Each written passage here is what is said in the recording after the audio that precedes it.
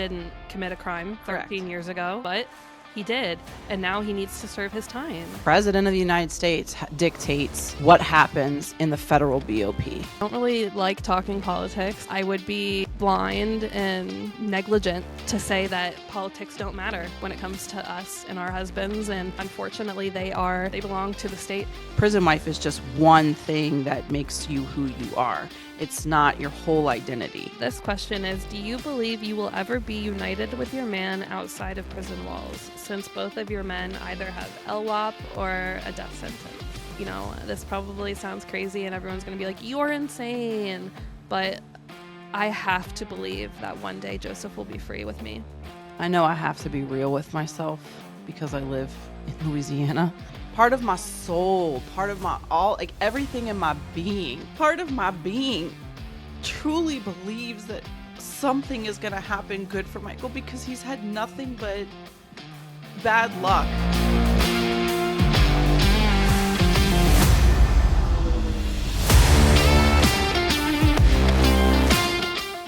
So, how was your Thanksgiving, Paige? My Thanksgiving was boring, low-key, the way that I prefer it to be. My mom made some great food. She hand mashed a bunch of mashed potatoes. Those are my favorite. When she literally will like mash them and then throw them in those are my favorite. And I ate a lot of those. Ate a lot of turkey. It was great. And Joseph actually got a Thanksgiving meal too. Good. He heard that they were getting like a decent meal, and then he got nervous because like they didn't call dinner until like super late, and then they called dinner, and they went, and he said that it was actually not too bad because a lot of the times when they do nice things like that, like some of the guys even that work in the kitchen will like take a lot of the good food. Yeah. He said he got a decent meal, and I was like, that makes me so happy. Oh, good. Yeah, I know Mike was looking forward to his Thanksgiving. They have Thanksgiving dinner, and he was looking forward to it. And he said that this year they didn't give him as much. I was like, I guess the prisons are feeling the economy too. I don't know. Like they didn't get as much as they normally do, but he said it was really good though. But as for me, yeah, I'm gonna be a womp womp womp. Wait, I need my soundboard here for this one. Oh, here we go. I'm terrible. I'm not trying to be a Debbie Downer, but this was what my Thanksgiving was. I did not attend my family's Thanksgiving. My family had a huge get together. My brother did at his house. I went to visit my grandmother in the morning, and I did cut her hair and did some things for her since she was by herself for Thanksgiving. And then I got a migraine, a really bad one. So when I got home from my grandmother's, I was supposed to get ready and go to my brother's, but I decided, I was like, I need to get in bed. So I got in bed and I just slept all afternoon. And my brother and my niece came by and brought some food and visited with me, but I barely ate anything, but I've been eating. I have leftovers in my fridge. So I have been eating, and can I tell you what we make down here in New Orleans? It is so good. It is called shrimp and merlaton dressing, and it is so good. It's almost like a stuffing with shrimp and merlatons, which is a vegetable. I don't know I know a lot of places don't have it. It's big in the South, like Mexico and then the southern states. So I had that, and that was fabulous. And turkey and cranberry is my favorite. So I've been eating on that. Like that's been my meal since Thanksgiving. So I wanted to skip mine too. I sound a little bit better now, but I can't shake this cold. I don't know what's going around, or I know a lot of people are sick right now and feel it with me, but I feel like I've been sick for the past month plus. I know. And I was going to say with the weather changing, that's what helped to trigger my migraine. I don't know if that, impacts people's sinuses and whatever respiratory. Yeah. So I don't know if that's why, but I'm over being sick. Yeah. At least your voice is back. It is. Thank goodness. Knock on wood. Immediately. Well, are we ready to dive into episode 36? We are. All right. Well, guys, before we get started, as always, we're going to give a shout out to our sponsor, Beyond Bars Imaging. And Beyond Bars Imaging is on Instagram, TikTok, and now Facebook, y'all. And let me tell you right now, Paige is super hella busy with photo edit requests. And I love, and it is technically because we're recording on a Saturday, it is Small Business Saturday. So I'm going to give a shout out to Beyond Bars Imaging because it is a small business. Support your small businesses in your community, in the prison wife community. And basically, Paige is hella busy. So if you do want a holiday picture edit, you need to get those requests in ASAP, Rocky, because, it's good. Listen, December's here. December has started. The end of 2024 is now upon us. So I know you want to show off, and oh my God, I've seen all these pictures that these girls are getting, posting and bragging, and I love it. And then I think more and more people are jumping on that bandwagon. So if you really want a Christmas or holiday picture, a New Year's picture, you need to get your stuff in now. So hit up Paige, slide into her DMs, and reach out to her through either Instagram, Facebook, or the TikToks. Or do you have a preference? I prefer Instagram or Facebook, but I mean, I think on TikTok I say like reach out to me on my Instagram, but now I have this app that actually put my Instagram and my Facebook messages in the same spot. So Nice. that helps me a lot. But yeah, I should be able to get back to you. I have an automated message now. I'm getting a little bit more in the flow of things. But especially if you want a Christmas card, guys, I have a lot of people coming to me asking for Christmas edits because they want to make Christmas cards. Make sure you do that sooner than later because you want to order it and send it out. So yeah, slide into her DMs ASAP, like right now. So, all right, are we ready, Paige? Born. All right, here we go.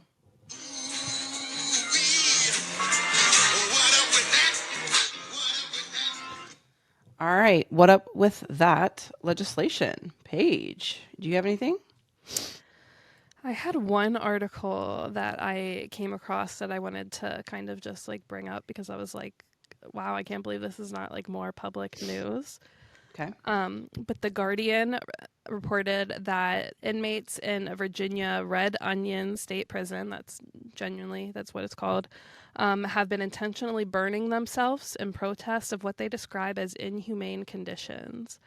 While the Virginia Department of Corrections acknowledges the 6 cases of self-inflicted burns, they're pretty much just saying that this is all people being dramatic, and it's also prison reform groups exaggerating because they just want to abolish prisons and blah blah blah. What are you talking about? Like, if multiple people are saying this, and like there's people going on food strikes apparently in this prison. There's a report in this same prison of them abusing solitary confinement, with one case lasting 600 days in solitary. Like, when does someone step in? And when, you know what I mean? When do these places get like audited, or when is someone going to do something? Because honestly, it shouldn't take, like, if multiple people are saying that the care is so bad that they want to hurt themselves, when will the neglect matter, Yeah. So it needs to be looked at clearly if there's a strike, or, whenever somebody takes a stand to do something or try to evolve change, then it needs to be looked at. It needs to be reflected upon, for sure. Yeah, the one incarcerated guy who's participating says, like, if I have to, this is a direct quote from him too. Like, imagine the headspace you have to be in to say something like this. If I have to, I don't mind setting myself on fire again. This time, I would set my whole body on fire before I have to stay up here and do the rest of my time up here. I'd rather die before I stay up here, because every day I'm dealing with discrimination, whether it's behind my race, my last name, or my religion. So that's a bold statement. Yeah, there's a lot of really crazy claims. And I don't want to say crazy as in they're crazy for saying it, because it's crazy if it is indeed happening. And I hope that they investigate into this, because it sounds like the prison is basically pushing it to the side and saying that this is all people exaggerating. They're being dismissed. Yes. And people tend to, I'm gonna choose my words here. People tend to dismiss incarcerated individuals because they deem them, again, less than human, less than valuable to society. So, I just feel bad because they just get brushed aside, like they're treated like they're nothing, when they clearly are stating very, like these rights of theirs are being infringed upon. And then it's not just because they're incarcerated, it's because of their race, it's because of their last name, it's because of their religious beliefs, those types of things as well. Yeah. I just want people to think about, what would drive someone to, hurt themselves in an extreme way. Like, what kinds of conditions and stuff would they go through? Because I don't think people do that just for no reason. And, just one more thing to point out about this before we move on is that the one main incarcerated individual who had made reports about all of these issues is one of the ones that was thrown into solitary after making the report. So it was just retaliation, basically. So it's sad, and I really hope that, I'm going to personally keep a thumb on this and follow it, because it sounds like Dublin. Yeah. Yeah, where they're just being abused and and no one cares. Like, yeah. Nobody gives a fuck. Sorry. Oop. Not 10 minutes yet. Sorry. We're good. Okay. All right. That was the only thing you had, Paige, for? Yeah. So listen, our hearts go out to the family members of people that have loved ones in this facility. Obviously, we're with you and we're here for you. And if you have any updates, please slide into our DMs, a Prison Wife podcast on Instagram, and we can, bring more awareness through the pod to this issue, and give people updates, because this would be my worst nightmare. Oh, you're muted, Paige. Like, imagine if that was your husband's prison. Yeah. I would. So my heart goes out to the families, the loved ones, the people inside. Because it's like our voices aren't heard at all. Their voices are never heard, and I hate that they're just being dismissed like they're nothing. So, if you have any updates, please reach out to us. We would love to get more information on this as it progresses. I have something out of Louisiana, just a little legislative update. Over the past, I want to say, since I've been a prison wife, they have been trying to get rid of Jim Crow juries in Louisiana. And every year it fails, because obviously, our political climate in Louisiana is not about rehabilitation and second chances here. And that's the way it is. I'm not arguing with anybody. That's the way it is in Louisiana. I'm telling you, because I've lived here my whole life. So, and it's just gotten worse with our new governor. And I'm not arguing with anybody about that either. So here we go. The End Jim Crow Louisiana, which I follow on Instagram, great resource if you have a loved one that is affected by a Jim Crow jury. And what a Jim Crow jury is basically a non-unanimous jury convicting you of anything, being guilty.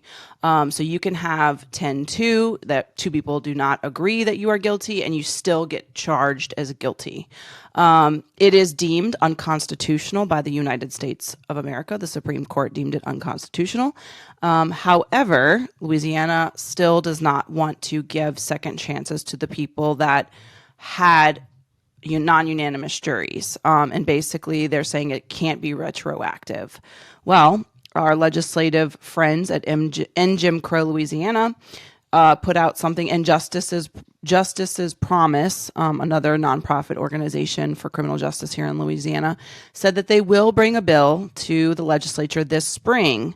But to pass the bill, they need people to contact the lawmakers. So if you live in Louisiana, you need to be writing your senators, your representatives, the state representatives, obviously, because this is something that if it's unconstitutional, why are we keeping all these people? Like there's about 6,000 people in the Louisiana DOC that this affects.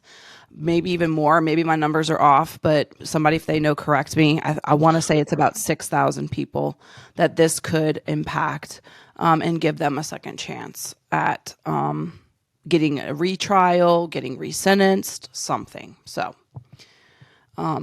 this spring, look forward to that, and I'll kind of update y'all on that because that is a big push. It's a obviously they call it Jim Crow because it was based during the Civil War time, when, it didn't take a full jury to convict you of being guilty. So that's why it's from the 1850s or 1860s. It's a law that was made back then. We are trying to get rid of it here in Louisiana because obviously it has a very negative racial background behind it. So just, if you can do your part here, if you live in Louisiana, do your part, or even if you don't live in Louisiana, share, make people aware that this is like the big thing that we're trying to push for this legislative session. So, and for a lot of guys, like in Angola, in all these DOC facilities, this is their only shot at overturning a life sentence at this point because they've lost all their appeals. This is their only shot at coming home or getting a second chance. So. All right. Well, okay. It's time. We do have a mean tweet. Are you ready for it, Paige? Mean comment. A mean comment, yeah. But I call it a mean tweet.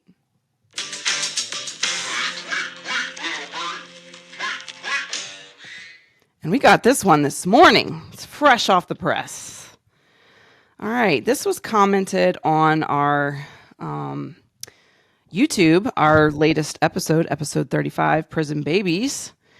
And lovely, this person just commented early this morning, decided to watch it and make a crazy comment. Sandra Stachwiak 3045. Okay, Sandra. Said to our video, I mean, all of this isn't healthy and normal, and it isn't any sort of goal and should not be. You might not acknowledge it, and I know you don't, but God forbid you normalize it. Oh, Sandra. What are you going to do if I do normalize it, Sandra? You're cute, Sandra. You don't like us. I don't care.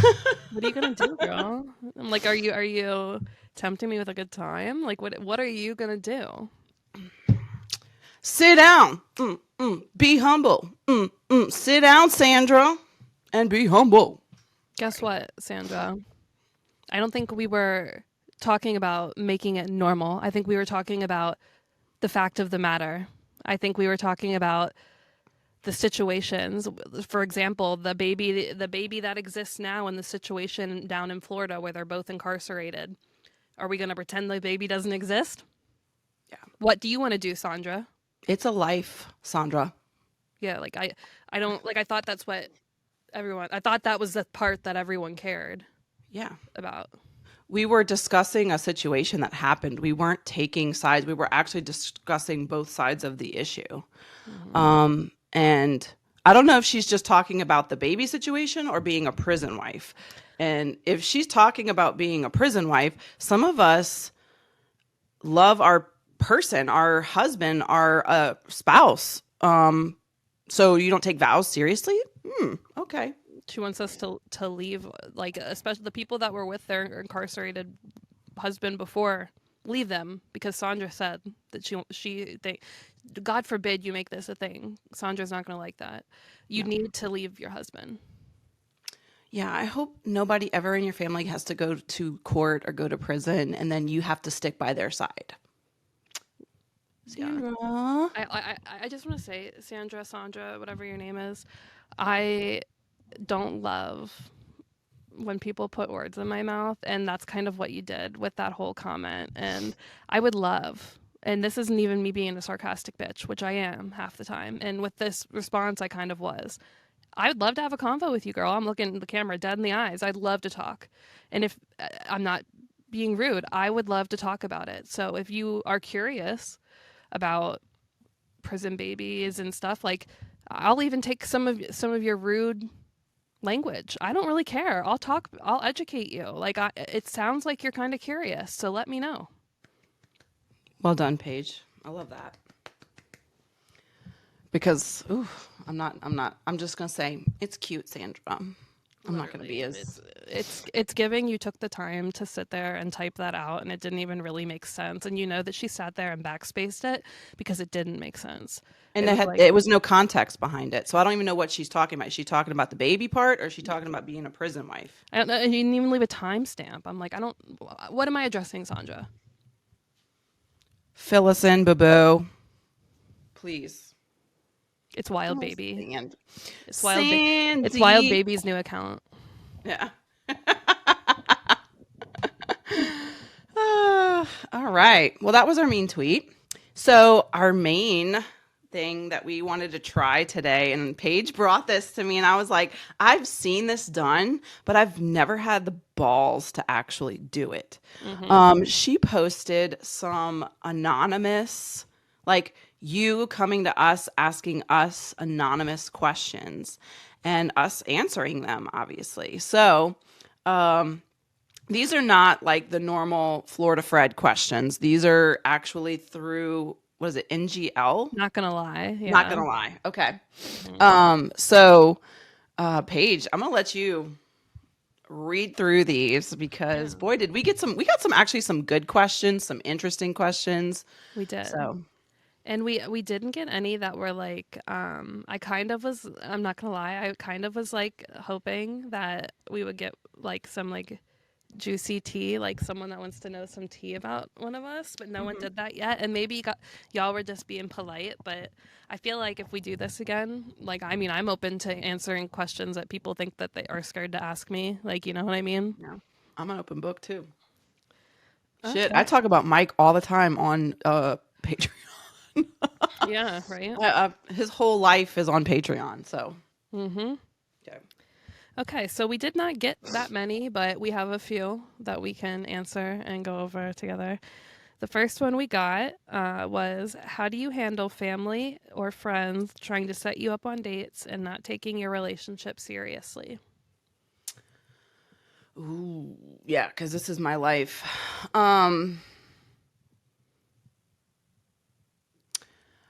I just tell them that, well, a lot of people think that I'm choosing to be single because they don't know about Michael. So I just say, I'm done. I'm done dating. I'm done. Like, I just play it like I'm not interested in anything out there. And if somebody comes along, I'm open, but I'm not looking right now. That's what I say. So I feel like all of my friends know, but before they like fully knew, like I had friends that would be like, "Oh yeah, like let's get you on like Tinder or let's go out," and I'd be like, no.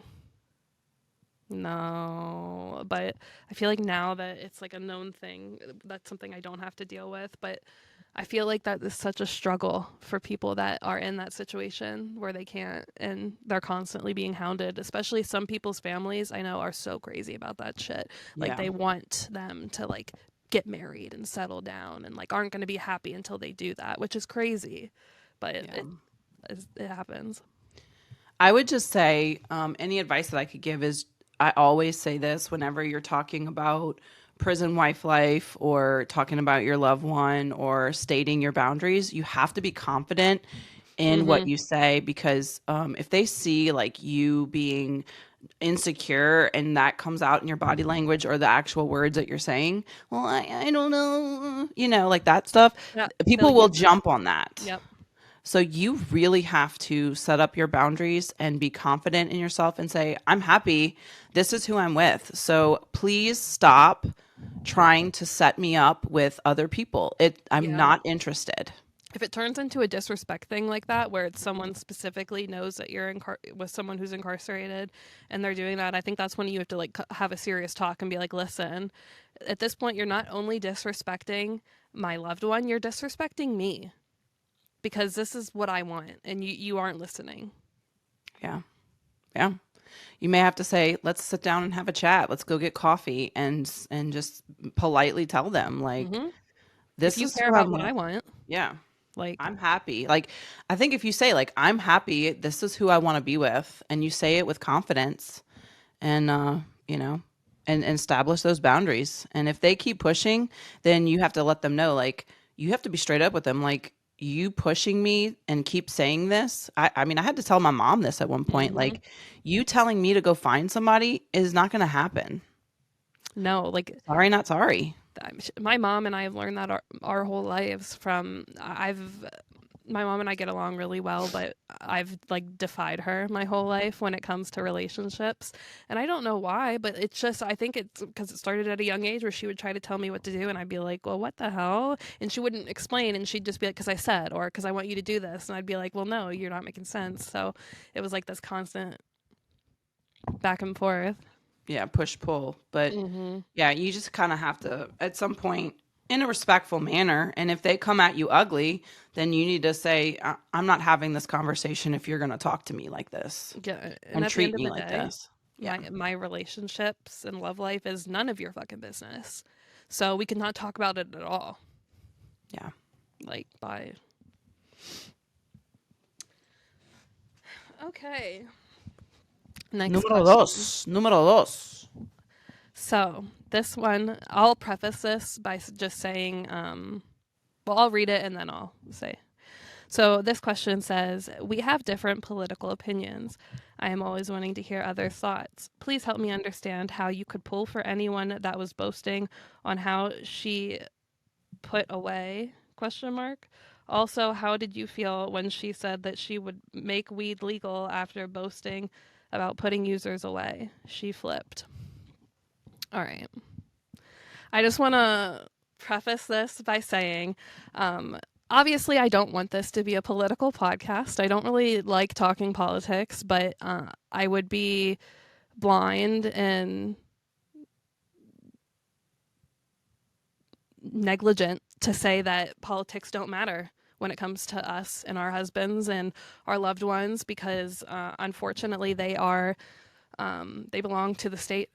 So the state's regulations matter very much. So we can have our own opinions on A, B, C, or D, but that doesn't change the fact that that's who has control over our husbands. And I was going to say too, for our friends and sisters, prison wife sisters who have loved ones in the feds. I mean, federal legislation and the president of the United States dictates what happens in the federal BOP.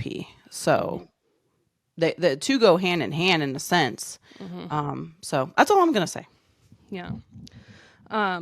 So I do want to say I feel personally it's kind of pointless for me to sit here and list out the reasons of why I went the way I went for an election since it's A already passed and B I don't think that would do much of anything. You know what I mean? I can tell you in general when I get my facts, I get them from multiple sources. I make sure that it's fact checked.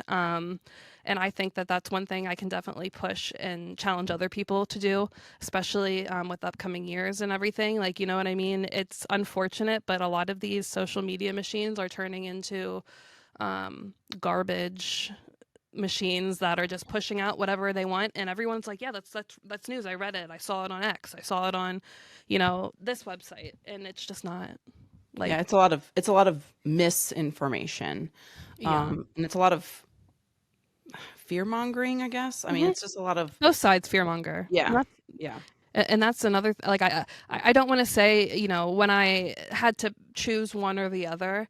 That does not mean that I paint one person as the saint, the doer of all good. I don't really like any political figure, if I'm going to be honest, and I think it's weird that people like put them on pedestals and make them greater, because that's not what we should be doing. Like, these are people that are supposed to do things for us. We aren't, you know, and I will never be like that for a political figure ever. So, you know, at the end of the day, I take in multiple things when I make a decision politically, and I know everyone does that. And that's why I think when we talk about our opinions, we end it with, but I want everyone else to do what they want, because at the end of the day, I'm not going to change your mind and you're not going to change my mind. So it's like, you know, you can let me know how your opinion, I'll let you know my opinion, and that's the kind of way we go about it. I agree 100%. Mm-hmm. The next question we got was, which is actually, we've gotten this question a few times from different people, at least have asked me. How much does it cost to make a podcast? Can you break down the cost for those who want to start one? Geez, it's I don't know how I would like chop it up and break it down, because there are so many different moving parts to it. Like there's, you know, creating art, there is editing video, there's editing audio, there is back end work that needs done, there's creating topics, there's, you know, There's content, there's pushing you know, banners and social media, polling your people. There's a lot that goes into it. It is, I will say, and I love it. I love doing this with Paige. I mean, I wouldn't have done it with anybody else. But I will say, and I think Paige can kind of agree with me, it is almost like a second job. This is my hobby. This is my second job. I don't, you know, like, we work on this all week long. It's not just we show up and we start talking. So there is, you know, it's not even just the cost. It's also, I just want to point out the dedication and the work that goes into it. I think, you know, when we first started, we did everything on our own. Like we did the editing. We did all the videos. We didn't do the videos, but we did when we were on audio first, our first 3 episodes. We did all of the work. And it was it was a lot. So, you know, it just depends when you talk about money. I mean, it's just a lot of dedication. The money thing is up to you. I mean, I'm not going to put a number, but you know, if you do all the work, if you do all the editing and the video editing and the audio editing and the promoting and the banners and the graphics and all of it, you know, it's not as much. If you hire someone to do your editing and produce your podcast and help you out, you're going to be spending a lot more money. So we have a fairy godmother who is our Jen! producer, and you know, she doesn't do what she does for free, but we got really lucky and had an amazing person kind of come into our lives, and we work with her, and we wouldn't be able to do half the things that we do without her. So she's the one that even pushed us to get here on video, because we weren't on video for the longest time. We weren't planning to jump on video for the longest time, and she's like, no, get on video now. Yeah. And I guess, can we give like a little freebie piece of advice? Like, if you want a successful podcast, all the successful podcasts that you see are video and audio. Yeah. So it's a double whammy. If you Especially think when you start it. Yeah, especially if you're just editing, just when we were just editing the audio, whoo, that was a lot. That was a lot. I mean, we had to go in and take out pieces and mush stuff together. I mean, and then trying to do video on top of that. So, but I don't know. I mean, I wish you know, I always encourage people to do it and start, you know, if you have something you want to bring to the forefront, I commend that. I will say it is not easy just to say, I'm going to do what? I mean, I feel like it was easy for us. It's easy to say it, but to do it. Easy say, hard do. Yeah. Because when we said it, we came in and we just went ready, and we were like, and then we realized after we recorded, all of the work that it took. I mean, it took hours and hours of work just to edit just the audio. We didn't have video at that point. So, you You have know, to be determined too, and you have to yeah. be consistent. And that's one of the things that our producer even tells us. Like, you have to be consistent, and that especially in the beginning too. Like, if you want people to get into your stuff and what you're doing, you gotta show up for them. And if you're Yeah. not even showing up for them, which And is a lot easier said than done. yeah, because I mean, look Your at Paige. people. She showed up with no voice. Like, like you have to be willing to sacrifice some other things in your life to constantly be here doing this. So, but I love the idea of someone wanting to, put their voice out there, and, Oh yeah. it takes guts to do that. So, but I don't want to put numbers on it because, every producer, if you get involved with a producer, every producer charges different amounts. There's no set number. The more you have the producer do, obviously, the more expensive it will be. The So more, there's all kinds of things. Like if you and never then heard of SEO, then just go Google it now and then come back. what's SEO? Just Google it and then come Okay. back in. And if you think about equipment and things like that, platforms, I mean, some of those things are free, but some aren't, obviously. So, there's just a lot that goes into it. Yeah, If you want a full, the system we record on, we pay for. So yeah, and you can't even just really do it on like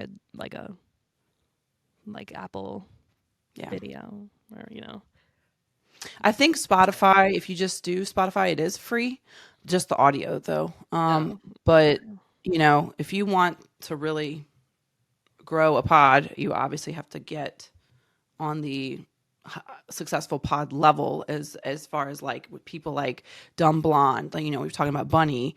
Like, my dream is for us to be on a Bunny episode. Oh my gosh. Oh my God, love. I had a dream about that. I told Paige about that. I said I would love to be on Bunny XO's podcast, Dumb Blonde. I feel like we're manifesting that. yeah, I'm putting it out there as guests. And me, I love people like Chelsea Lynn and Paige Jen on the Viral podcast, and they're very extremely successful. Theo Vaughn, also another, Joe Rogan, obviously the most successful. So there's a lot that goes into it, and it's they are lucky enough to where they can just show up and record, and everybody else takes care of their stuff. But getting started, obviously we had to start doing it all by ourselves, and then Jen came in. I think our third episode, she came in. We love you, Jen. Shout out to Jen. Shout out, Jen. The next question on here is, do you ever think that you could have what you have with your partner with someone that is in the free world? Or do you believe that there is only one soulmate for you in this life? God, You want to go first? I'm like, you can't ask a Cancer this question. Of course I'm going to say that this is my soulmate and this is my person and there's no one else. Yeah.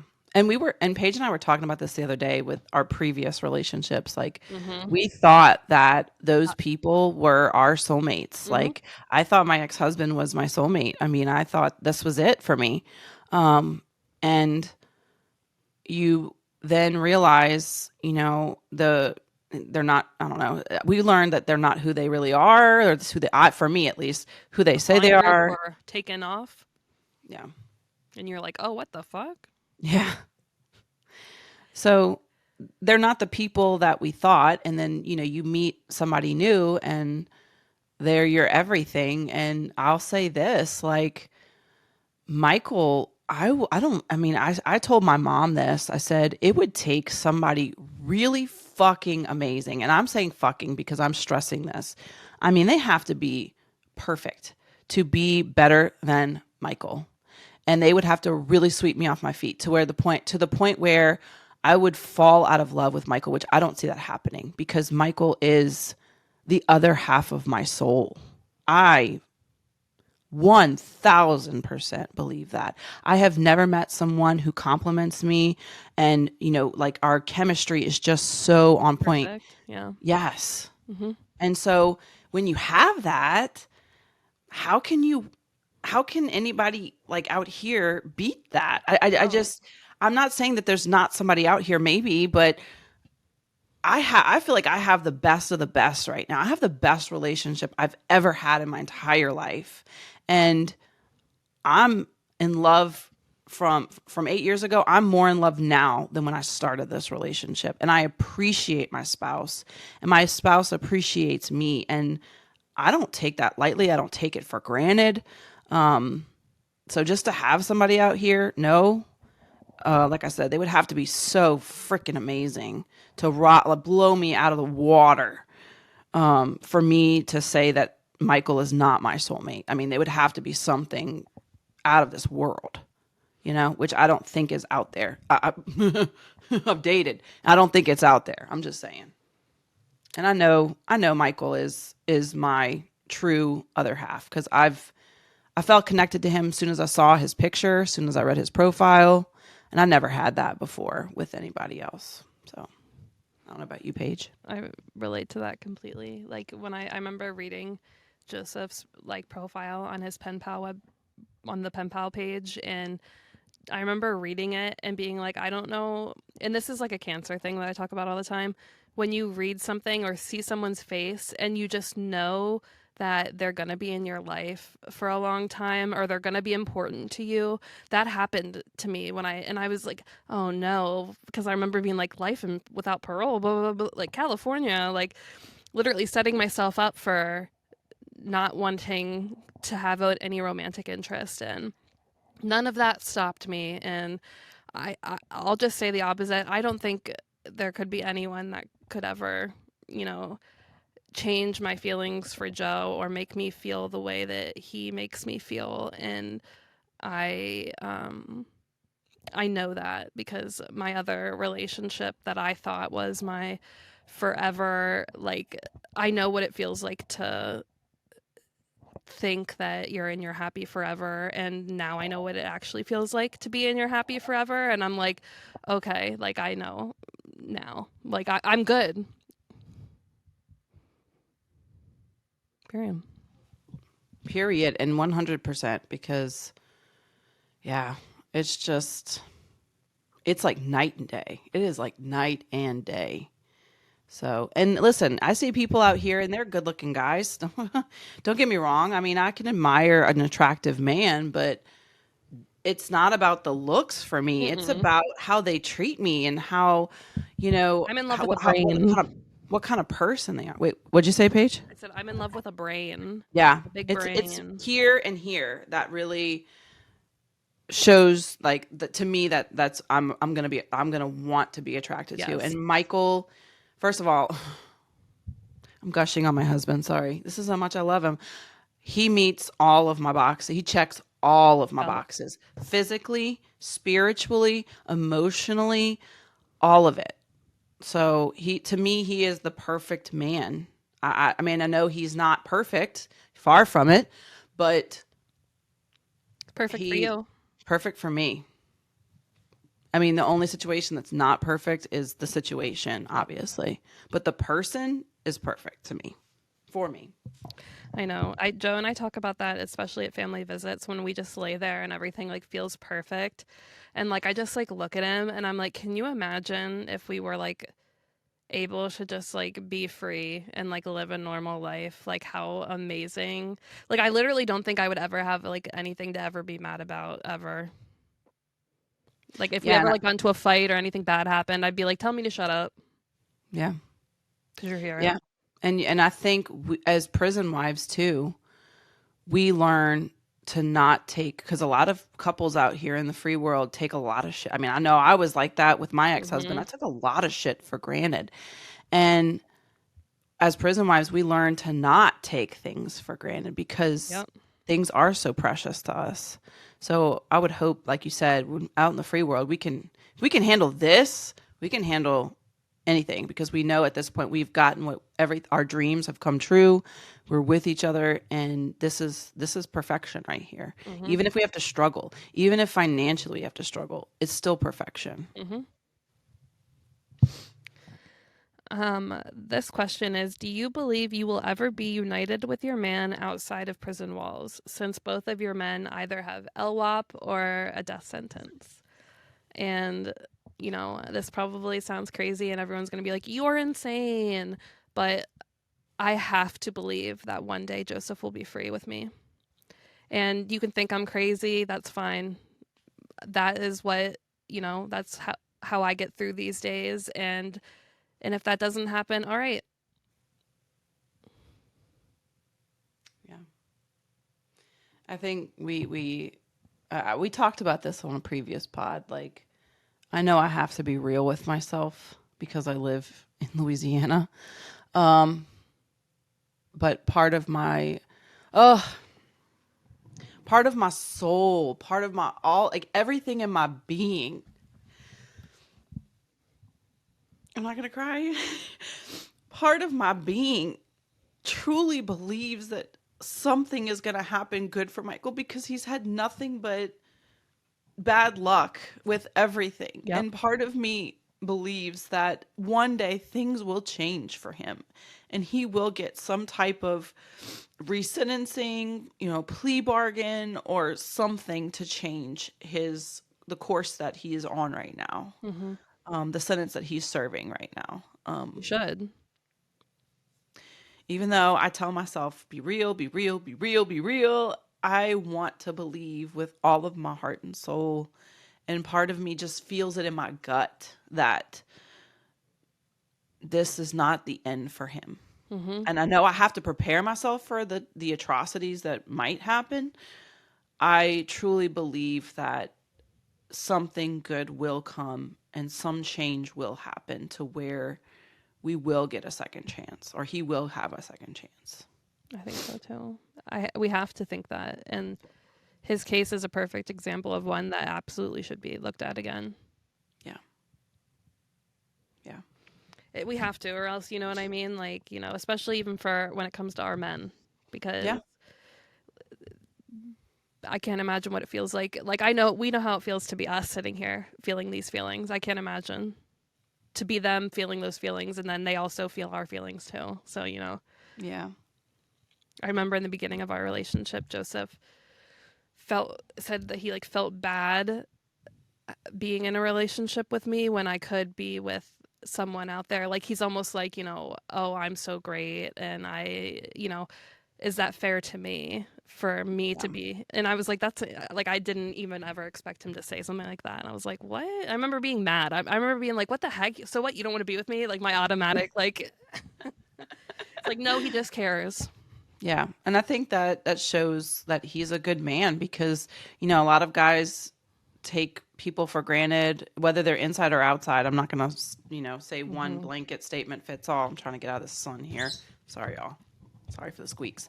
But I think it shows what a decent, good man Joe is because he is considering that. And, Mike battled with that too, but our connection was so crazy strong that he was like, and Mike had written off getting in another relationship completely because of what happened with his ex-fiance. Mm-hmm. And he was like, you came in my life and it was like a whirlwind. I was hooked immediately. I felt like I knew you my whole life. Like, so if you ask Michael, are you selfish? He's going to say, fuck yeah, I am. I'm selfish. Mm-hmm. I'm a selfish prick because I love this woman endlessly and I want to be with her. So, oh my God. Mm-hmm. Okay, stop. Ugh.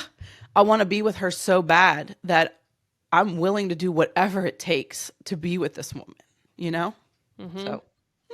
And that's a man. That's a man. That's a man right there. Our last anonymous question. I do have two because I posted a question thing on my my Instagram. But our last anonymous question is, what's an embarrassing moment that you've had as a prison wife that you hadn't shared yet, if you feel comfortable sharing one? Embarrassing. I have one that I haven't shared yet that I'm like, all right, might as well just tell everyone.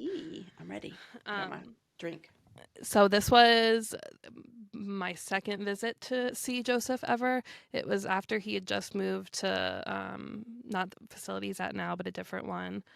And it was my first visit to this facility. So it was my second prison visit ever, and it was a new prison. So I'm panicking already, you know what I mean? Because I hate new. Anyone who knows me, I like things to be normal. I like to know what I'm doing, and having a whole new process, I'm all kinds of anxious. So I'm already anxious because I'm going there, and then we have all kinds of COVID restrictions too. So we also have like the face masks, and like we're sitting across from the table.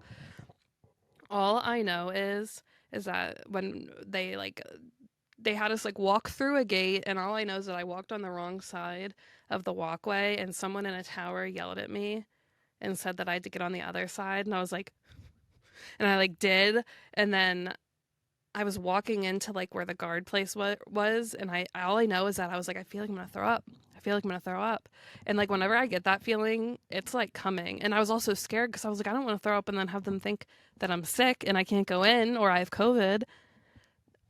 I like walk up all of a sudden. I literally don't even know if I told Joe this story ever, and I literally puked in my hand really quick. And then I like got a hand sanny, wiped it, and the guards, like, no one saw me do it. Okay. But it was because I was so nervous, and it was like only like 1 second, and then I went in and saw my husband, and I genuinely don't think I told him, and I don't think anyone saw. Maybe like one prison wife that I was like with, but like, you know, thank God she didn't say anything. I wouldn't say anything to anyone either. I would have. Yeah, I would have been mortified. I was, because I was already nervous and anxious. Yeah, you're already terrified. Go into a new prison at that, a new facility. Literally. I guess my most embarrassing moment was my first visit to Angola. I was so scared because I'd never been to a prison before ever in my life, never been to a jail. And Angola is the big deal. Like it's, the place that everybody tells you don't want to go. And I was so nervous. I was literally shaking as I went through the metal, because at that point they had metal detectors. As I went through the metal detector, as I got patted down, as I went into the little room with the dog where they sniff you, I was shaking uncontrollably. I was so nervous that at that time at Visit, they had tickets, like a ticket system where you would put money in a machine and it would give you food tickets and picture tickets. And, it basically, instead of using money, you paid with tickets. And I forgot to get tickets. I did that for our first one. And you couldn't use cash. So luckily the lady saw how terrified I was. And one of the COs went and took my money and got me tickets. But I was so embarrassed. I started crying in front of Michael because I was just at that point I had lost it, because he's like, did you get the tickets? Like, because he's like, don't forget the tickets. Don't forget the tickets. Don't forget, And I forgot they don't ask you when you're checking in either. No, they don't tell you shit. They don't tell you shit. You need to get tickets. No. So, I was mortified and I cried in front of him. I just put my head down and started bawling, crying. And then finally, I think the lady, I said, I forgot. I was so nervous. My first time I was crying and she saw me. I think she took pity on me and went and got me tickets. And she left the camp, like left death row to go to another camp where they had a ticket machine to go get tickets for me, which I thought was really sweet. That is nice. So, yeah. Wow. But that's my most. Oh, no, I have another one. Can I share another one? Mm-hmm. And I hate talking about this because I hate talking about bathroom stuff. But I'm gluten intolerant, so I had a lot of stomach problems around 2018, and I was at Visit, and I had to go. Like, I was like number 2, diarrhea, had to go. And I'm one of those people, I do not go in public. I'm very private with that. I don't even like telling the story. I left Visit early, drove 2 hours in severe pain just to get home to go use the bathroom because I refuse to use the bathroom. You don't ever. Really? Wait, what? You don't ever like you never do number two in public. I've become a lot better with it as I've dealt with this because Mm-hmm. obviously sometimes you have no control and you have to just go because of something you ate upsets your stomach. But I'm still like not like if I can. I'm like, what's that guy on American Pie? That he gets pranked because he goes home to poop, basically. I know what you're talking about. Okay, and so like they put the laxative in his coffee so that they make him go at school or whatever.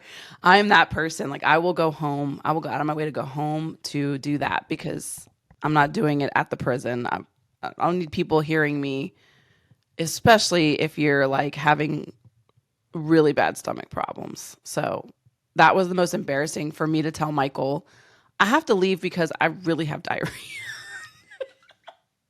Hey, everyone poops. I know, but I don't like talking about it. I know, I don't really either. Mortified telling on the pod. Oh my God. On YouTube's. Oh my God. What did I just do? Well, I have less poopy. I have less bathroom like questions now with these ones. Okay. I have 3 in my inbox. Ooh. This first one is from Indy. She said, "What are the best ways to make sure you're prioritizing yourself so that you don't experience burnout?" Ooh. I feel like one way that I do this without like even trying is when I started getting my eyelashes done. It was like my thing that I was like, it's not cheap, but it's like a nice self-care thing that I do for myself every 2 weeks. And I don't let myself not do it because of something else. Like, I feel like at least once a week having some kind of like check-in period where you're like, okay, did I give myself enough like for me, quiet time, alone time is that's my heaven. Your recharge. Yes. I'm like, did I get enough quiet time? And like having that check-in. And if I haven't, then I'm like, all right, I gotta back up from everything because I need that. And y'all, the biggest thing I can say is self-care, self-care, self-care. And self-care can be a cornucopia of so many things. It can be like I have a friend that her self-care is getting a book and going to the coffee shop, getting a coffee and reading for an hour or two by herself with no kids, with no, turn my phone off, like just to decompress almost. I used to do the massage envy. I used to get a massage once a month. That was my treat to myself. That was my hour and a half that I had to just unwind, not look at my phone. Lately I have been enjoying taking small trips to other places that are very relaxing for me, like going to the beach or going for a nature walk somewhere, just getting away and putting yourself, maybe somewhere less populated or, just getting a hotel room for the night if that's something that you want to do and order room service. Like there's so many things that you can do for self-care. And it can be economical and it can be a splurge, however you want to do it. But I recommend taking time for yourself, time alone for yourself, or going places with other people that you can get away from it. I love the prison wife world. I love this community, but it's also good to get away from the prison wife community. Sometimes you have to take a break, and it helps you reestablish who you are as a person, because prison wife is just one thing that makes you who you are. It's not your whole identity.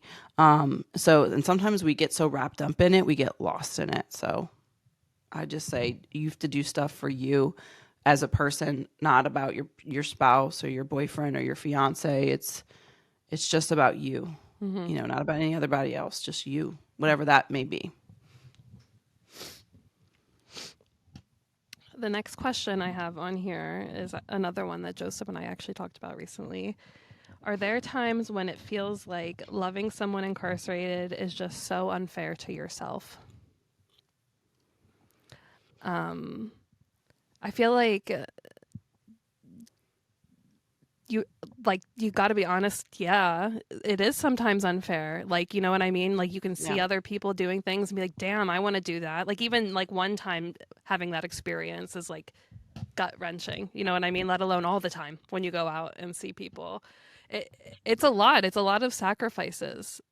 But I think that's what you do. You kind of have to weigh out what for you, because everyone's different, is what can you deal with or not deal with. And I think it comes down to like the ones of us who do stay and push through is because it sucks and it hurts, but we would rather be with our person than experiencing those things with someone who we're like meh about. Yeah.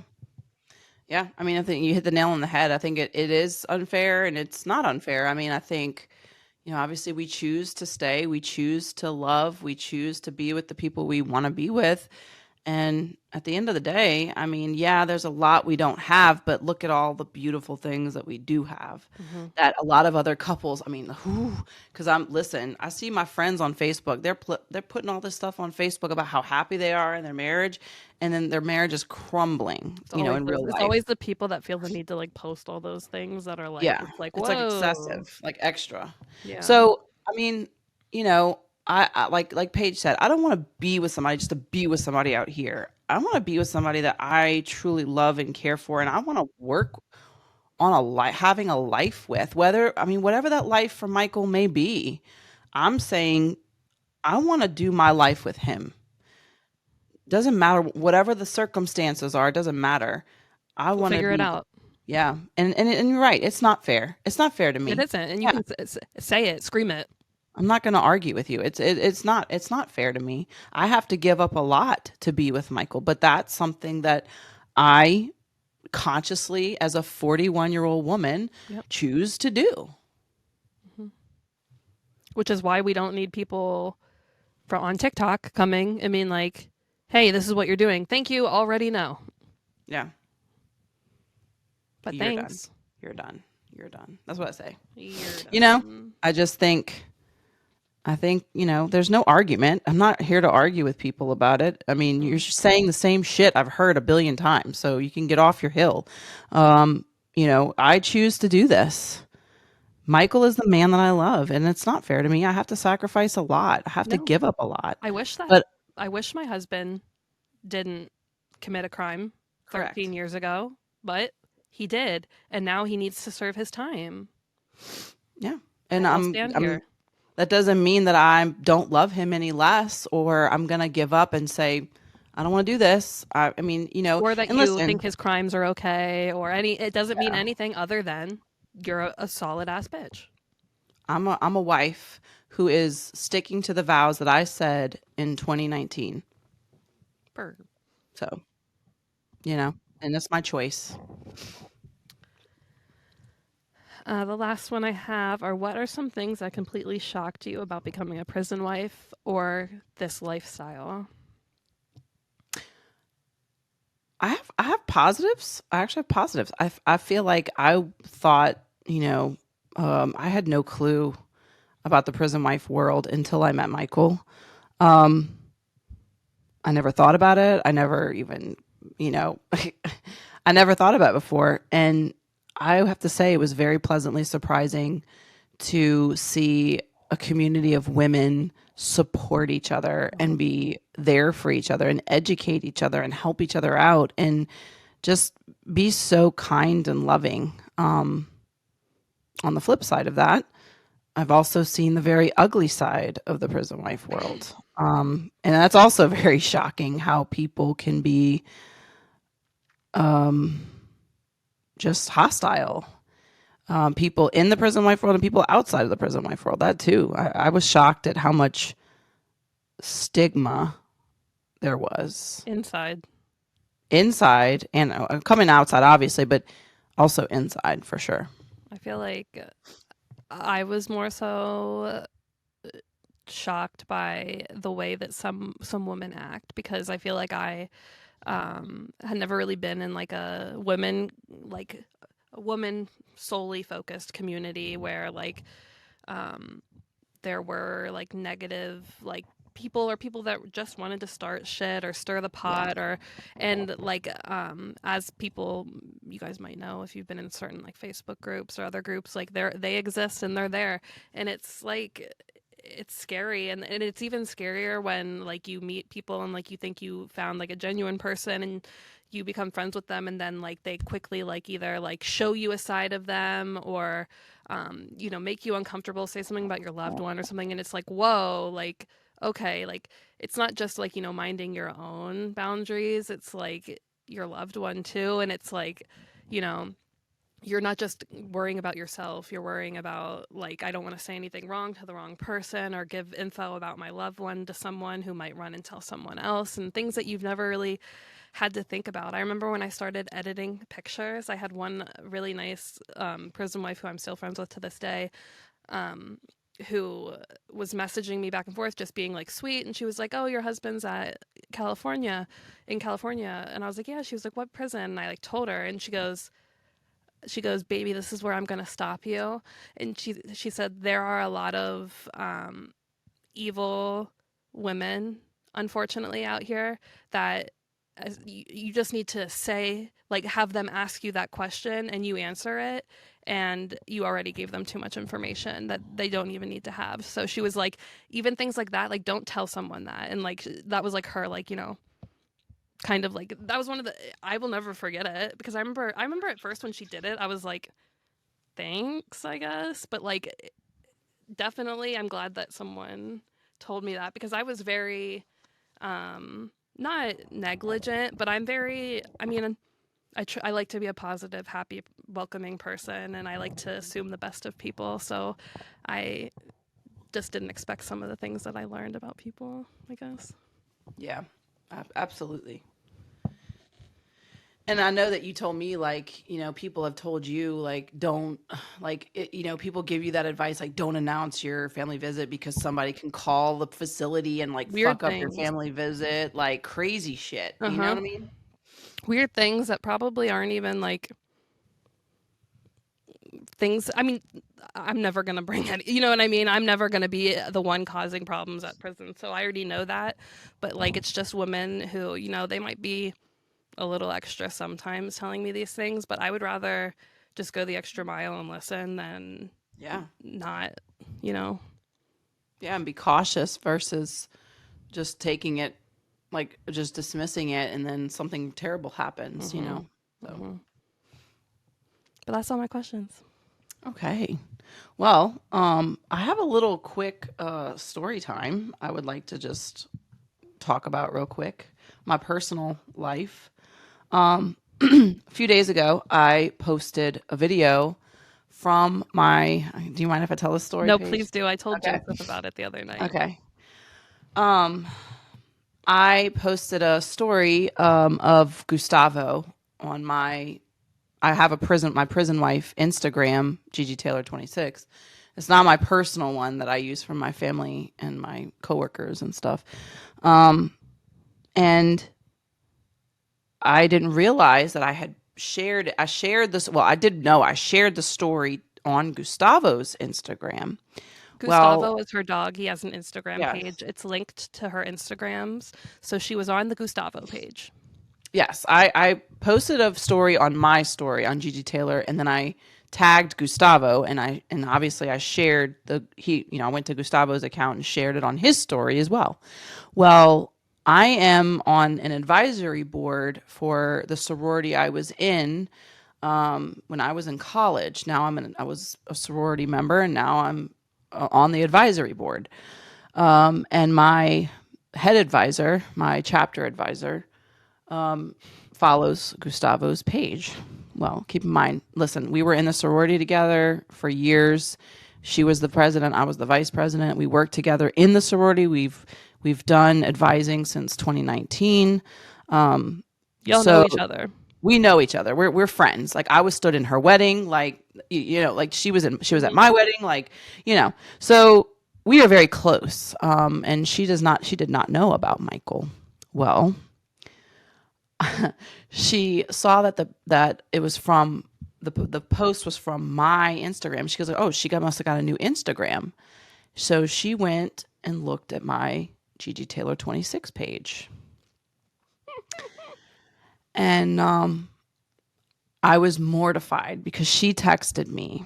And I mean, I'll read the text. I thought she said something to you, though. Well, we were talking about, some stuff going on in the sorority because they had just picked new chapter officers and things like that. And she sent me this. We had talked the night before, and she sent me all my new officers that I'm advising. And then the next morning, this was Tuesday, this past Tuesday, at 8:30 morning, I felt like I needed to tell you. I saw your other Insta and the prison wife stuff last night. I just wanted to say that I love you and I'm here to support you whenever and with whatever you need. Just know you don't need to pretend around me. I got you. And I was like, oh my God. I have chills. That's the best message anyone could send. And then she said, I'm not going to, I told her, I said, well, I don't want the girls, like the chapter members finding this page. So she said, I'm not going to follow it for the same reason, but just know it doesn't change anything about you for me. Then she said, and I said, well, I'm kind of in the closet. Like, I don't really talk about it. I don't share this part of my life with a lot of people. She said, that has to be so hard for you. And keeping it secret. Just know you can breathe around me. I'm here for you. Be you. You don't ever need to hide you, all caps, from me. That is a genuine person. And I want everyone who's listening that has people in their lives that have an incarcerated loved one, that's how you respond and tell someone that if you find out all of that. Like, bravo to her. Yeah. And just reading that again, I'm sorry. But she means a lot to me. Mm-hmm. And so to hear that coming from her was such a surprise because I was like, she's gonna cancel me off her board. And obviously she sees that because even though I'm a prison wife, I'm still doing the things that I would do. You're a regular if I wasn't. Person. Yes. Mm-hmm. Yes. No different. So, shout out to Christy. She knows who she is. Right. I love that. And, I love all the people. Oh, sorry. Go ahead. You said you love all the people. Yeah, no, I love all the people that keep finding out about our pod because it exists. Because that was really how I was hoping a lot of people would find out. And I told Gigi, I've had a few girls, like, not that I'm not friends with, but girls that I know and have been. I come from a very small town where everyone knows everyone. Mm-hmm. And I've had a few ladies request me on Instagram and other things. And not that I would think that they would judge me, but just ones that just didn't know. And it's like a nice feeling for it's like them in a way being like, yeah, I know, I accept you. And without even having to say anything, and that is being us, I think, is all we're looking for, because half the time we're just scared of what are you going to say? What are you going to think about me? Are you going to change how you treat me? Or, And I will say the people that I have come out to, or people that have found out, have actually responded in a very awesome way. Mm-hmm. Even if they don't agree with it, they haven't been ugly or hateful to me, because I think the people that found out know me. Mm-hmm. And they know me as a person. You don't have ugly, hateful people in your life either. No, but they can have their opinions about it. Some people are like, well, I don't want this for you. This is not what I want for you. I've had my friends say that, but I said, I can understand that. I wouldn't choose this for me, but here I am. And if you would have told me this is where I'd be, I would have told you were crazy, but here I am, and this is, and my friends tell me this, live your truth, do you, it doesn't change anything for me about you. Yep. Yep. I think it's the people that don't know me that make assumptions, and then those are the people that just hate because they have nothing better to do with their life. But the people that know me, that I've come out to or that I've found out, have been, for the most part, beautiful. It's been beautiful. It's been wonderful. Most of my friends that I've told, when I told them, they're all like, oh yeah, we would have guessed that you of all people would do something like that. And I'm like, I'll own that Yeah. for sure. Because And that's I just think, me. yeah, and I don't think it's a bad thing. I think, like even my mom and my dad are like, we know you're such a compassionate person Yes. and you have a big heart. Hmm. So, You made me this way, bitches. it's your fault. It's your fault Literally. now. But I mean, like, my mom knows I have a huge heart. I mean, I'm a teacher. I love children. I love people. I love animals. Like, Compassion for others, yeah. humanity. And so I think I can just see past the crime. I can see Yep. past I can see the person behind it. Yep. So, Because we know the person behind it, and it's either people want to try to learn it or they don't. yeah. Yeah. So I just wanted to share that. I know some ladies and gentlemen are still kind of also in the closet with me. And I think just know that I know it's a big fear. It's always still a fear of mine. Telling the rest of my family is a big fear of mine, which I don't want to do. I figured they just find out. So, and Paige, you even said the other day when this happened, like sometimes it's just better if they find out And that's why I'm like, because, please yeah, let me, and then you can send me the text afterwards that told me you found it. Like, yeah. then I don't have to do anything. So, yeah. All right. Well, it's about time for, I think Florida Fred is going to call. Okay. Are we ready for Florida Fred? I think we are. All right. Here we go. Hello, this is a prepaid collect call from Fred. an inmate at Florida Correctional Institution. All right. Well, I know we answered a bunch of questions, anonymous and Paige's personal inbox questions, but we do have some comments and some questions posted from the pod page on the Instas. If you don't know, every Friday we post a little, do you have questions or comments for the pod? And we had a couple. So no speaky pipes this time, but we do have a couple of questions. So I'm going to pull that up. All right. Our first question is from Elle. Also, my sorority sister. Ow, Thank ow. you. She's in the same sorority. We found that out because she saw my stories I was posting. She said, this question won't fit in the comment box. Can you explain what clubs are? Gigi mentioned them making holiday meals. Are they exclusive to Angola or do they exist across the U.S.? I know clubs that exist for me, just Louisiana DOC and Angola mainly. And what the clubs are basically like delis that the incarcerated individuals run and work, and they sell food at Visit, and they sell food at Rodeo. That's cool. And they put together, like, I mean, if you go to main prison at Angola, I mean, the food court and it's like bigger than a mall food court. There's so many options and there's so many different types of food. You have a club that does Korean food. You have a club that does, Tex-Mex. You have a club that does Chinese food. You have a club that does burgers. You have a club that does seafood. Like, there's all these different organizations that are run by trustees at Angola. I'm just speaking about Angola because I've never been to another LADOC facility. I know they have something similar at other ones, but for the most part, the clubs are run by the incarcerated individuals. And That's they're, cool. yeah. And so they serve food at Visit, they serve food at Rodeo. And like I said, they put together like a turkey plate dinner for people that come for Christmas. So That's really sweet.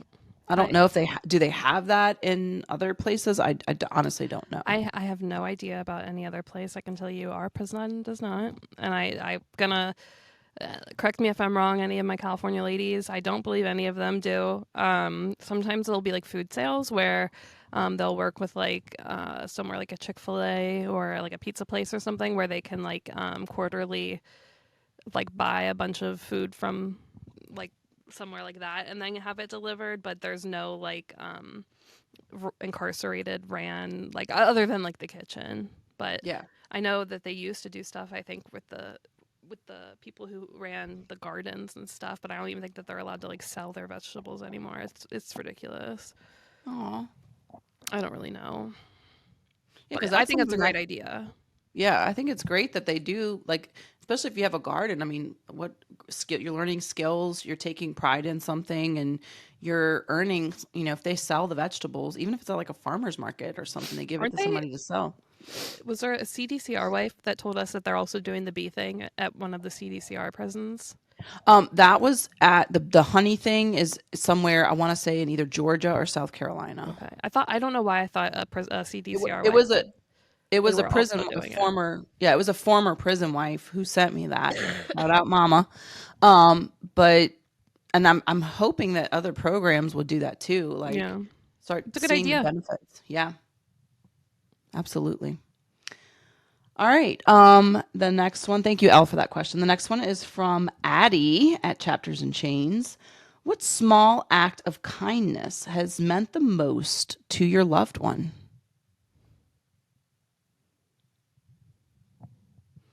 Like from me? It doesn't say from you. It just says what small act of kindness has meant the most to your loved one. So I don't know if it's from you or from a random person, a family member, anybody. I'm going to just go out on a whim and say the first thing that came to my head. Joseph loves that I am like detail oriented, and my love language is words of affirmation. So like I am pretty good at remembering things, and like whether it's something that he likes or, you know, certain things about his family or things that he's told me, like I'm pretty good at remembering those things and keeping them in the back of my head. And I think that at least in the beginning of our relationship, they kind of like threw him off that I would like remember all of these things. Like even the fact that he has like, you know, he has like 5 siblings. Well, technically he has like 8 siblings, and they all have like different, like, you know what I mean? So it's like, I remember at the beginning when I was like, okay, I got to remember this, because he had like different sets of grandparents and aunts and uncles and cousins. And I'm like, well, now I know all of them. I know their kids' names. And I like, you know, things where it's like, before at first he would be like, I can't believe you can remember these things. And I'm like, well, it's important to me and you. So like, of course, that's not shit. I can do that. Yeah. Well, I have one, but I'm gonna save it for Patreon. Mm-mm. 'Cause, it has to Y'all do. gotta I'll wait. just tell. I'll tell you what it has to do with, but I don't want to say everything on here. It had to do with Michael after Michael's mom died. Michael's mom died in 2021. I had to tell him the news, which is very hard to do. I'm sure other Yeah. prison wives, yeah. I collected some of her ashes. I will say that. I collected some of her ashes for him. And I'm just going to leave that there. And I'll say the rest on Patreon because I don't feel comfortable saying it on here. No. It is not sexual. I promise. I know that's All the right. first place. I'm sorry, That's the that is first place exactly where everybody's my going to go brain with went, that. and I was just like, I mean, No, but I was like, okay, I saved. I don't know. I'll just say this. I saved some of Michael's mother's ashes for him. Okay, that's not a small thing. That's a grand gesture. And I think that it meant a lot to him for me to be able to do that for him. Oh, fuck yeah. Because his mom was his number one fan. She visited. She was one of the only people, other than maybe one other person, that visited him on a regular basis, Boys twice a year. So love their mother. yeah, and he was a mama's boy. He was his mom's favorite. She would tell you that like straight out the gate. Like she has no filter. And so I think it meant the world to him for me to be able to do that for him. I love that. So Come find out on Patreon. yeah, come find out on Patreon. I'll tell you the whole story. Promise. I'm writing it down so I don't forget. All right. Another question we had was from Loretta Rose. Anything she wants us to discuss anything about weddings. I'm a bride to be. Well, Loretta, congratulations on being a bride to be. You know, I will say this, every facility has different rules, regulations, processes, every County state versus state, federal versus. Some people get to have an all-day visit. Some people, like, we had a wedding at Death Row this past week on Wednesday, and they only got an hour. That's like what ours would be. Yeah, like at Angola, most of the time you get a whole day. At Death Row, you only get an hour, and that's it. Like you have the ceremony, you get to have like whatever, 15 minutes for a ceremony, 45 minutes for your visit, and you're gone. That's it. So This is why I really don't want to get married at death row, because I would hope that Michael can get out in population, because I would love to have an all day thing where you get cake and you get people can come to your ceremony. Like, this was just very get in, get out kind of thing. What you got, Paige? This is literally a marriage application. Because so for those of you who know or you don't know, obviously Joseph and I, we are legally bound. We have a domestic partnership, but the reason we got that domestic partnership is because we tried to get married 3 times, and each time they got canceled because of COVID. So, you know, I was like, I'm trying to see my mans in a family visit room now. So when we figured out we could do that, we were like, all right, let's do domestic partnership. And always we had the plan to get married. Eventually, it was just like a in the way thing. And I still don't really know how I feel about getting married at this prison, but he did do his Joseph thing and send me an application anyway. And I'm so excited. I know. He filled it out and sent it to me, and I'm like, I don't know what I can and can't show because I don't want like all this names, but literally this one at least. The last one that I had to fill out, I had to literally write out, I think I told it before on a previous pod, I had to write his charge out and like all of the charges he was given, and then I wrote that I acknowledged it and that I realized that he's in prison with life without parole, and then I had to like sign it. Yeah, they do that here, and they actually, I mean, they try to, I hate to say it, in Louisiana, they try to deter you from marrying, especially in Angola. But I love that. One thing that's actually kind of exciting about these papers, though, that I will say is that it lists that I can have up to 10 guests. I do not know how that works, but there's room for 10 guest spots.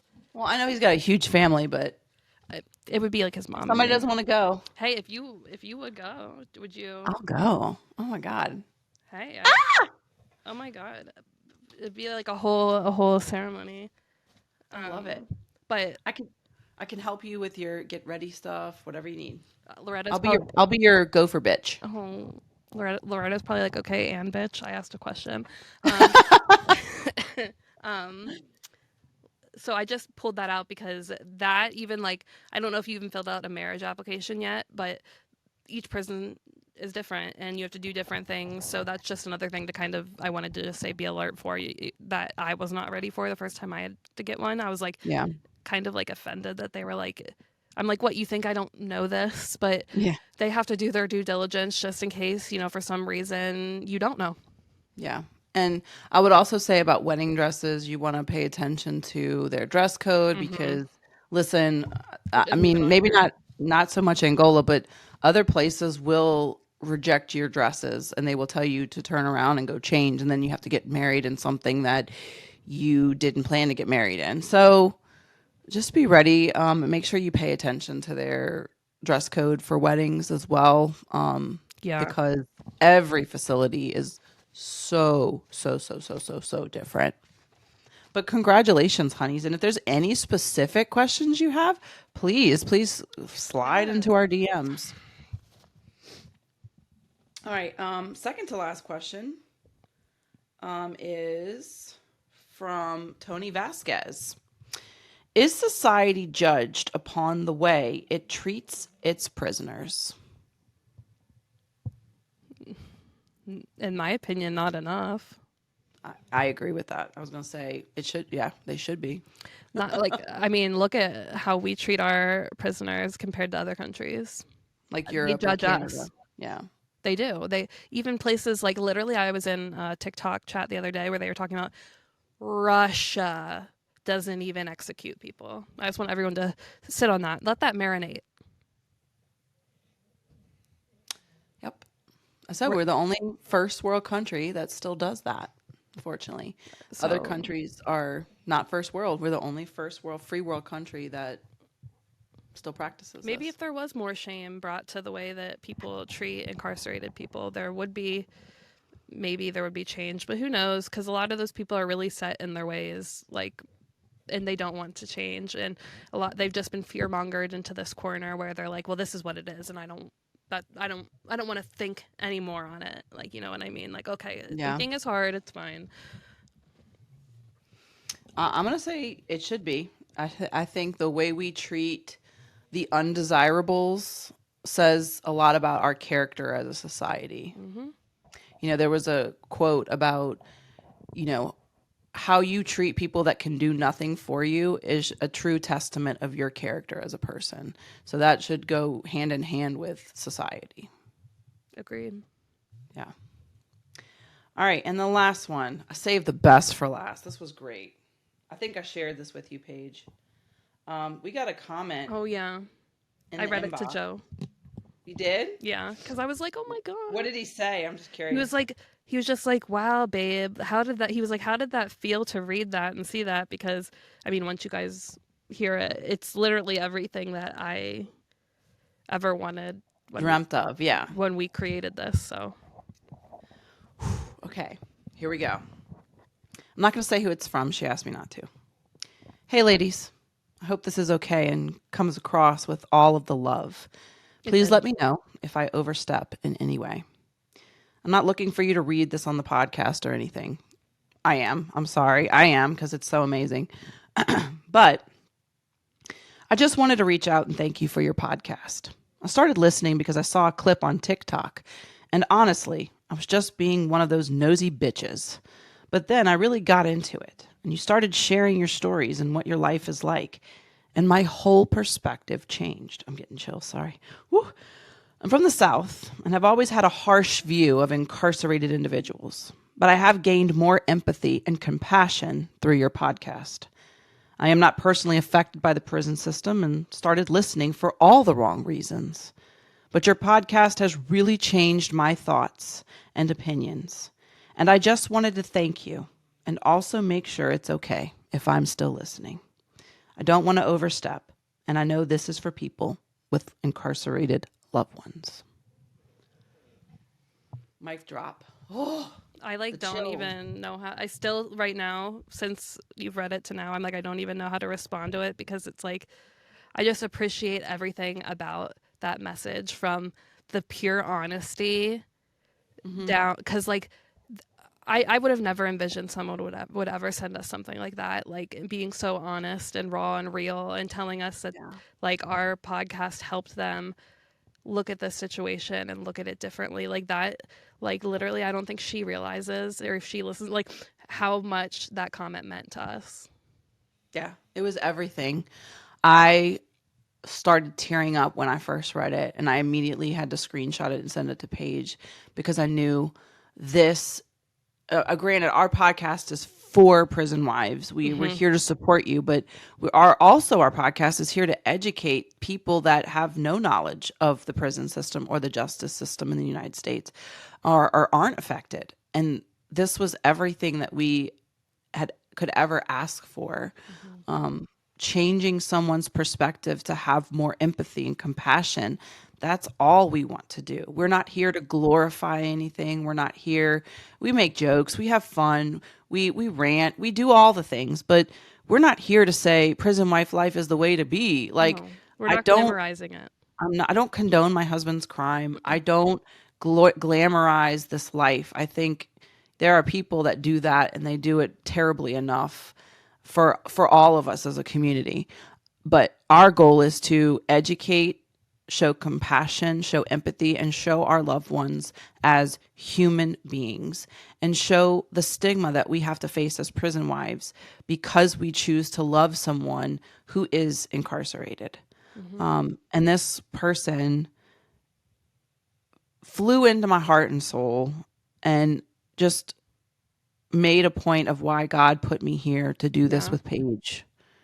Like, we're doing something, and we're reaching, I'm not going to cry. We are reaching people that we thought were unreachable. And it's so special, because I feel like every time that someone doesn't, that's like the one thing that they tell you when you're getting like not necessarily media trained, but like when you get one negative comment, a lot of times there's like, you can assume that there's like 5 other ones that people just didn't leave you. So it's like, it's the same thing a lot of the times with nice comments. So it's like, if she felt like that and message us to say that. Like, how crazy is it to think that there would even be more than one person that listened to that and adapted a new way of thinking and then shared it with someone else and helped change other people's minds. And I think that's the only way we can set the future up for a better criminal justice system. Like, we're not saying get rid of all of these things in place. We're saying, let's look at it. It's 2024, almost 2025. Let's make changes based off of where we're at. Yeah. And at the end of the day, the prison system was set up to rehabilitate people, not lock and throw away the key. And unfortunately, greed, corruption, and other things have come into the mix to keep rehabilitation from being the main goal, unfortunately. And that's what we want to do. That's all we want to do, is just bring forth the idea that these are people, these are human beings, and this is the system we live with. And we would like to change it and have a second look. And it's just powerful to me. It's just so. It's like you said, like, I don't want to take it to a God place again, but it's like, it makes it, I just like always had this feeling that I was supposed to, like, in all of my astrology stuff too. I know a lot of people don't like astrology, but literally my whole like chart and everything, even when I had it read by like a professional astrologer, has told me that I'm like an advocate, and my whole life is, my point is to use my voice and say things, because I have an ability of getting people that can't think a certain way sometimes to think a different way. And I like feel like I keep fitting more and more into that, and the fact that I can do that and it's doing something that's also benefiting my husband and it's something I genuinely believe in, it like everything just feels right. Like, I've never, God, I would do anything to like make this a career. You know what I mean? Like, oh my God, that's the dream. But that's our dream. This is, hey, I never thought we'd even be here. Like, from February to now. Yeah, we're almost to February again. I mean, we're getting to the end. We're in December. We're at the end of 2024. 2 more months and we'll make a whole year, Paige. 3 more months. Sorry. Yeah. Well, no, 2 more months. My math ain't. We only took like 3 weeks off, I feel. Right? Yeah. So we're here and we love you. Thank you for that beautiful comment. I won't say that person's name, but thank you so much. I had to read it. I know you said not to read it, but I could read it if I wanted to. We talked. Her and I talked.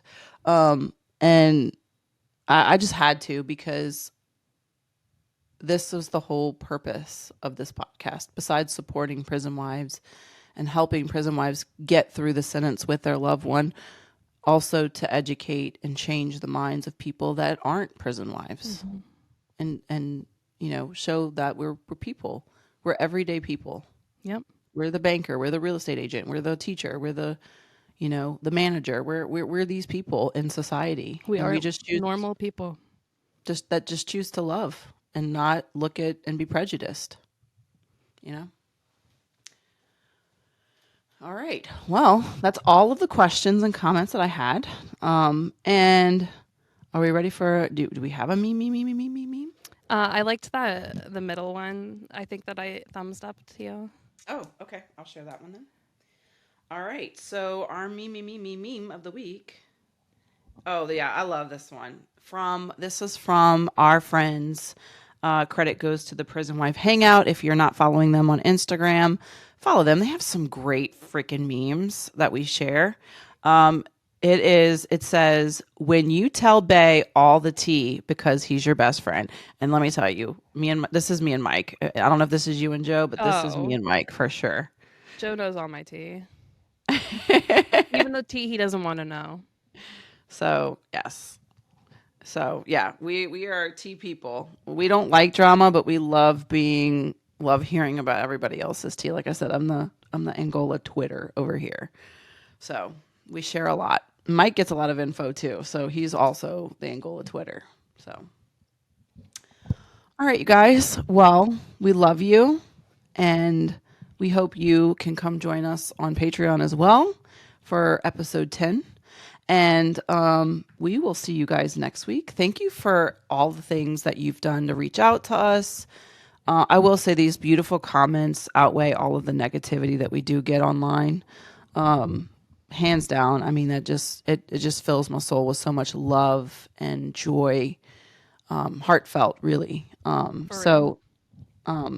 Keep them coming. I love it. I don't want to get off this ride. I know. We're like, please keep giving flowers. That's the one thing I said in our Facebook group yesterday. Give people their flowers before it's too late. Like, tell someone thank you, or tell someone that you appreciate them before it's past the point.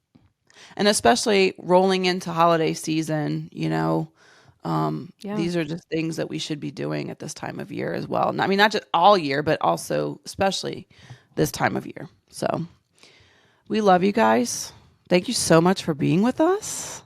And we will see you guys next week for episode 37. We love you. Besitos. Oh, wait. Come see.